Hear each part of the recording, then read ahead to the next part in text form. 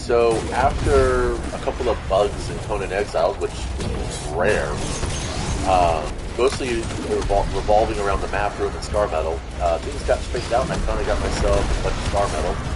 I'm waiting for my shellback to make it back to camp. Go see that video to see why. In any case, yeah, I went to go and play some Mobile Suit Battle Operation 2, and I really like the game because it's the fantasy of flying around in a mobile suit. And I've said so many times, and I'll repeat it just for context, that I'm a fan of the Gunpla.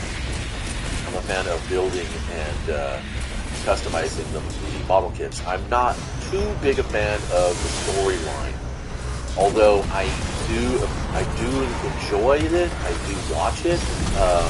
I've followed the Universal Century more than any other storyline. I totally drank every gallon of Kool-Aid that came out with Endless Waltz, and of course Iron Blood Orphans was, another hype train that I totally paid full ticket for. And I like the Barbados. Actually, what happens is that I find the suit either online or in my local hobby store back when they still had local hobby stores pre-COVID. I would find the mobile suit kit and the Gunpla kit, and then I would be like, I'd put it together, and then I'd find somebody on Reddit who had translated the About mobile suit page, the little paragraph or so, and I'd read about it, and I'd be like, oh, this is kind of cool, so I'd go check out the anime, and that's how I got into watching these TV series. But aside from that point, so I was playing some Mobile Suit Battle Operation, and now I know the game is a whale farm, it really is, and unless you're paying, hundreds of dollars at a time to pool mobile suits that are well and far beyond your capability of buying with the base currency, you're not going to get anything competitive. And then I'm also very certain that it doesn't help that I'm a North American PlayStation player playing on what is admittedly a very strict Japanese server. And people have actually even suggested that, well, hey, why don't you just make a Japanese account? And I said, well, then I'll have to give up all my progress. And they're like, don't worry about that. Trust me, with the better play experience, you're going to far match up to what that is. Plus, I think it's kind of shenanigans, taking on a foreign account just to play a game that I already enjoy playing, just for the fact that I get to be a pilot in a mobile suit. And I know, like I said, there are some themes and aesthetics in the game that mirror the franchise. One of them, of course, being a skilled pilot in a shit suit can do fabulous things. Which, that's why the Zaku is so popular amongst players, is because it's not the best suit in the game, but it is the most adaptable suit in the game. In other words, not everybody's good with pointillism, or I should say cross-hatching or stippling. Some people are really good with line work, some people are really good with shading. Everybody uses the number 2. Okay? The Zaku is literally the number 2 pencil. You could do fantastic things with it within your own skill base. So that's why, like I said, there's a lot of things about it. But today just felt like, I don't know, like I was being punished for not paying into the game. I went in through 2 lobbies. We did win one finally at the very end. I don't know what happened. It was like a couple of the players finally stopped going for themselves and started pulling together as a team.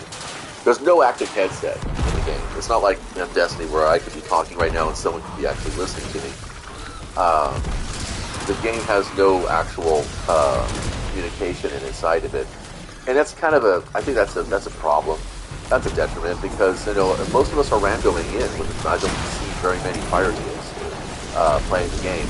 It's not a very popular game in America. It's quite niche, honestly.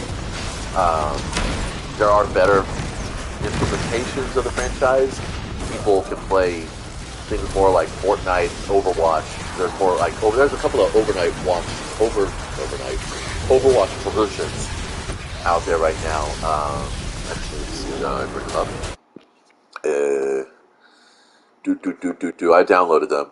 SD Gundam Battle Alliance, and then of course Gundam Evolution, and they are very, very Overwatch style team play arena games. And it's just you know, and then of course there's Code Fairy, which is the single-player offline, non-PvP version of the game that does have a PvP arena in it and a simulator that we can experience playing other suits. I'm okay with it. It's an experience. It's fun. But the only way to really enjoy the game is, of course, to go through all the missions, and some of the missions I feel are just a little bit kind of boring. If I'm not engaged and I'm not feeling like I'm making progress, I start to shut off, and I think that's what's happened today. I just don't feel like doing the grind anymore today. You know, this is the last bunker that I have to do, or whatever there's, you know, whatever's keeping my dashboard from blinking. This is the bunker I do to make that go away, I think, I hope, I don't know, or maybe it's a bug in the system. And yeah, Conan doesn't ever really disappoint me, even when there are glitches and the occasional lag. Doesn't disappoint me. It's just that right now I just don't feel like, I don't know, it's just one of those days. I'm not connecting. And more importantly, I'm not connecting with the PvP experience or the online multiplayer experience. I've stopped playing Elder Scrolls Online because it's gotten kind of stale for me. I don't enjoy throwing myself into meat grinder type activities where it's just like, we're not going to give up. They can tear us down 50 million times. We're going to keep getting back up. I don't like those kinds of games. I'm not a Dark Souls style player. I have never been a Dark Souls style player. This is why I don't play Dark Souls. After watching people play it and hearing some people play it, hearing reactions to people who have played it in my friends group who are just like me, they're like, oh yeah, man, it's brutal, man. You've got to get good fast. You got to learn all these things. I was like, you know what? I don't want to learn the 28-step fucking strategy to beat a boss. That's not who I am. That's why I don't do raids in this game. You know, I'm a hammer. I want to just go in and smash things. That's what a strike for me is. You know, a strike is, you know, run in, beat the fucking shit out of the monster, take the treasure. Back in the old days, pre-console video game, when my friends and my brother and I would all just play Dungeons and Dragons and other RPGs, that was literally my brothers and I's mantra. Hey, you want to play some D&D today? And I go, yeah. And he goes, what do you want to play? And I said, He goes, how about we just bust in the door, kill the monster, take the treasure? And I go, yeah, let's do that. So here comes the Caves of Chaos. And then we would do that. We would just go and sweep and clear the dungeon. And yeah, even before co-op and solo play mechanics were introduced into RPGs, you know, full on, my brother and I had found a way for us to basically share the dungeon mastering, basically, is what it was. We would share the DMing in the game, so that, you know, one encounter, he controlled the monsters, the next encounter, I controlled the monsters, and we played it just like it was made. D&D is a board game with some role-playing stuff laid over the top of it, and that's what its, you know, origins were, and that's, you know, kind of the way the game really is. I mean, when 2/3 of the fucking player's handbook is all about, you know, combat stats and shit and how to min-max your characters. I mean, everybody's min-maxed for the combat encounter. Nobody's min-maxing for social encounters. Nobody's min-maxing for crafting encounters. There's no crafting rules in D&D. But yeah, so it's like, you know, break in the doors, kill the monster, take the treasure. Or, you know, RP's like, oh yeah, let's do a tower stealth mission. And so then, you know, we would do more stealth rolls and stuff like that. And again, it was like, you know, we'd take turns each encounter. One would be the dungeon master or the charge of the NPCs. And then, you know, our character would take the role of an NPC that would be like, you know, always, that would take a deliberate passive position in the game. So it's like, say for instance, my brother was DMing, his character would then would like get a bonus to his armor class. So if it got selected, you know, to be a target, it got a little bit of protection. So we could go ham. We could have, like, you know, mayhem levels of activity. I'm talking mayhem like Destiny mayhem. And that's the thing, is that I like PvP when it's like mayhem. You know, that's the kind of PvP I like. Just fucking out there, just fucking balls to the wall. There's no strategy. You're just pounding hard. No finessing. You know, I mean, there are games for finessing, and Destiny is not a finesse game. Destiny is a finicky game. Destiny is a fussy game, and some days I just don't feel like fussy. You know, I don't feel like sitting there trying to solve a Rubik's Cube, you know, in under 30 seconds, or having my entire fire team's head explode. That's just not, no, I don't, no. I mean, the mega puzzles, that's the kind of shit you put out there for, like, you know, exotic quests and crap, you know. You want that for exotic quests. I can remember when the Outbreak first came into the game back in D1, you know, I think it was the Outbreak, where you had to, like, shoot all these different little, you know, nodes and stuff like that. And now that's actual fucking mechanic in Deep Stone Crypt. I'm like, fuck this. This was crap, you know. I didn't like it. The only raids I actually did was when they had that bug in the game where you could get like 12 players into the raid, and you would just, you know, just basically spit roast the boss. And I liked that. Honestly, that was fucking hilarious. It was fun. It was just like, I mean, I didn't even care about the loot. I don't even play with the loot that I got from those raids. Do you see them in my inventory? Do I have any of that shit in my inventory? Do you see me playing with any of that shit? Never. Pretty much never. Unless it's like a really niche little bounty or something that's come up. So it's like, it wasn't even for like the loot that I played that. I played it because 11 of my other friends and I could all get the fuck together and then bust out with some beer and pretzels and just fucking wreck house. And that was great. And back when I used to play really hard into the raiding culture of Conan Exiles, that was it. That's what we did. We'd get everybody we could together in the clan. We'd merge a couple of clans, because most of us were like 3 or 4 man clans.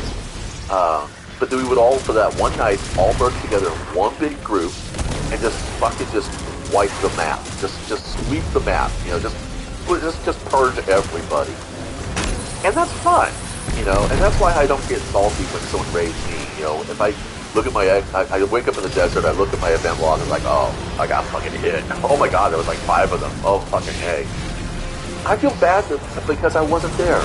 I wasn't there to defend the base and provide a little, you know, extra feedback and challenge or something like that. It was like, I got wiped offline. That's a feel bad, but it's okay. I mean, it's part of the game. It's just like nowadays when I go play PvP in any game that I play PvP, everybody's dead. Oh, I don't want that. I wanted to rest my friend. Oh, god damn it. Well, fortunately, we don't reset. God dang it. And as you can see, it's not like I'm not paying attention to what I'm doing or I'm drawing away about how I'm feeling about online playing experiences.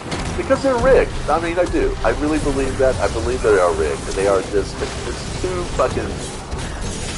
too obvious to me anymore when it's apparent that the game is actively working against your progress because it wants to keep you playing, because it thinks that's what you want.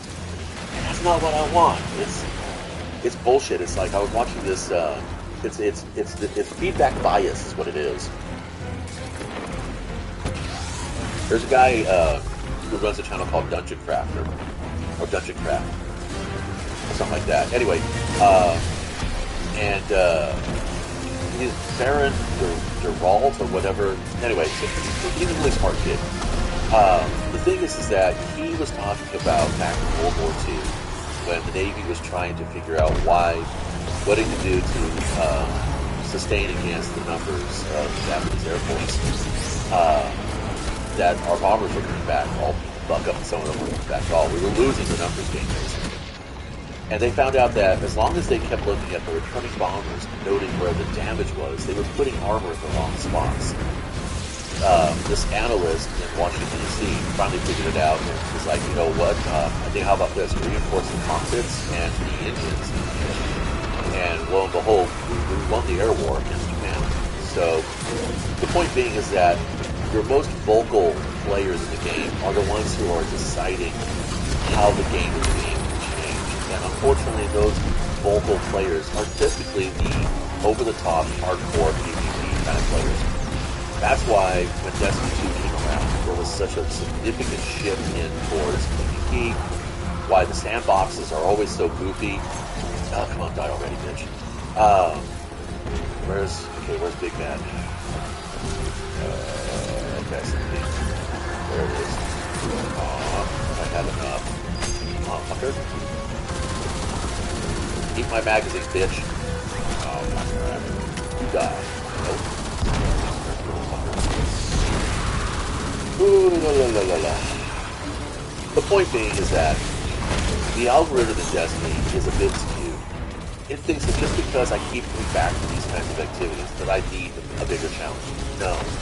But back to these activities because it's part of the progress of the season to unlock all the different little abilities and things like that I want to do. And that just because I sweep through a mission in less time than what is expected doesn't mean that it's not challenging enough. Believe it or not, there's a reason why I like Shadows and Jarn's Dealer and the Inverted Spire and all those other little strikes. Because you can blast through them. You can literally just destroy them. And I like that. That's what I want. A strike is supposed to be quick and fast. If I can get shit done under 8 minutes, I'm happy, and I'll keep doing that activity. But if I have to spend 15 to 20 minutes doing stuff, I'm going to get bored and not come back. So that's kind of the thing. And like I said, I would be playing Mobile Suit Battle Operation right now instead of Destiny. But yeah, after the second match, and it was very obvious that they were feeding us all to the whales. Badass, piss-ass fucking lobbying, and when I check the profiles of the players, they're all Japanese accounts, and I'm like, I can't compete with that. I'm not going to do that. I am not going to switch my North American account to a Japanese account just so I can fucking play one game on a Japanese server. I don't even play Japanese RPGs that much anyway. I have Genshin Impact loaded onto my console. I played it for an hour and was like, this is tedious. This is boring. This is not what I want. You know, and it's just... okay, yeah, rant over, I guess. Anyway, let's go to the Helm, see if I can find something there. And I'll see if anything cool happened. It's still, yeah, it's pinging, so we're gonna go see what that's going on about.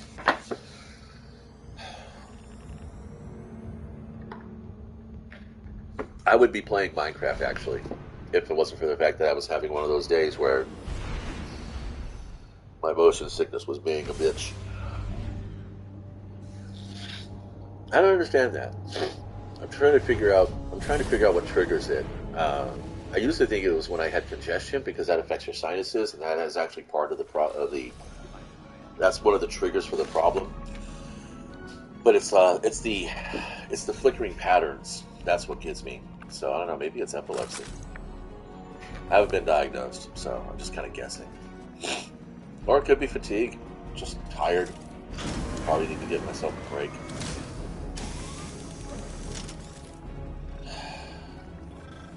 God, this just looks so fucking goofy.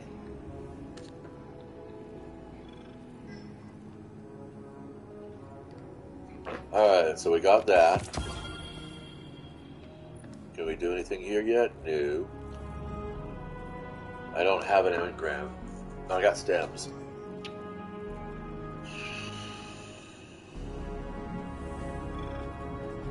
But it keeps plinking, so... Oh, I see, there it is.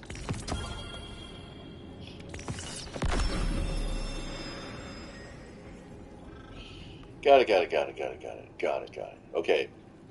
So, bonus progress, season of Seraph activities. So, Hive Ogres. I'm pretty sure I know where I can get those. With Grenade, Stasis, and Sorter Shotguns. And this doesn't give you any actual XP, it's just there. So, we're going to go to the Harbor of Sorrows. Right? Sorrows Harbor. There gotta be some Ogres here. I'm gonna go fuck them up. Anyway, you guys don't need to stick around. Thanks for stopping by. I'm gonna go fuck some Ogres up, and then it'll be done.